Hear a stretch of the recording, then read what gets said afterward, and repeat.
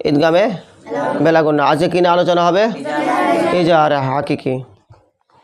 ইজাহারে হাকিকি ও বাহু পূর্বে যেরকমভাবে বলেছিলাম ঈদগামে বেলাগুন্না বা ইকলাব ঈদগামে বাগুন্না খুব বাহু এরকমভাবেই আসবে, একই রকমভাবে আসবে। যেহেতু নুন সাকিন তানবিন পড়তেছি আমরা, এই নুন সাকিন তানবিন দিকে লক্ষ্য করা লাগবে, ঠিক আছে। আমাদের প্রথমে জানা লাগবে ইজাহার, যেহেতু পড়তেছি ইজাহার মানে কি, ইজাহারের অর্থ কি আমাদের জানা লাগবে, ঠিক আছে। ইজাহার হরফ কয়টা, ঠিক আছে, জানা লাগবে আমাদেরকে। তো আমরা জেনে নিই ইজাহার অর্থ হচ্ছে স্পষ্ট করিয়া পড়া। কি পড়া? স্পষ্ট করিয়া পড়া। কি পড়া? স্পষ্ট করিয়া পড়া। আচ্ছা, স্পষ্ট বলতে এইভাবে বোঝায় যে আমি যা দেখতে পাই সেটাই স্পষ্ট দেখা যাচ্ছে। এটা বাল্ব। কি এটা? বাল্ব। তাহলে এটা বাল্ব ছাড়া কি অন্য কিছু হতে পারবে?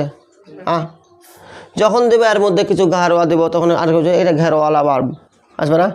যেহেতু স্পষ্ট দেখা যাচ্ছে বাল্ব, বাল্বের মধ্যে আর কিছু নাই, এটাও দেখা যাচ্ছে এটা বাল্ব, বাল্ব তো বাল্ব থাকবে, ঠিক আছে। তেমনি এটাও স্পষ্ট, এমনভাবে স্পষ্ট যে যা থাকবে যেইভাবে লেখা আছে সেইভাবে আমাকে কী করতে হবে? পড়তে হবে। দেখা যাচ্ছে যেটা স্পষ্ট, ঠিক আছে না, সেভাবে আমাকে কী করতে হবে? স্পষ্টভাবে পড়তে হবে। কোনো গুণা নাই, কোনো কী নাই, প্যাসপুস কিচ্ছু নাই, একবারে যেটা আছে সেটাভাবে কী করতে হবে? আমাকে স্পষ্ট করিয়া পড়তে হবে। হুবাহু একই। দেখো ইজাহার হরফ কয়টা? কয়টা? 6টা। কি কি? হামজা হা, আইন হা, গইন খ। তাহলে কি কয়টা? 6টা। হামজা হা, আইন হা, গইন খ, ঠিক আছে। এই 6টা হরফ নিয়ে খেলা, ঠিক আছে। এই 6টা হরফ তারপরে আসা লাগবে। কারপরে আসতে হবে? নুন সাকিন বা তানবিনের পরে। কারপরে? তারপরে নুন সাকিন বা তানবিনের পরে।